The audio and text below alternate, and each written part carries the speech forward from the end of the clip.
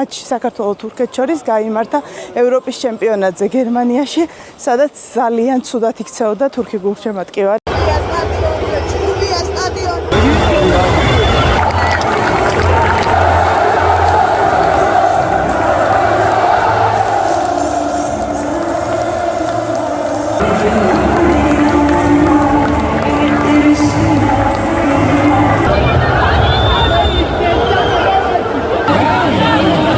მაგრამ ამის მიუხედავად იმედი მაქვს, რომ დღეს ქართველი გულშემატკივარი კარგად გახვდება თურქ სტუმრებს.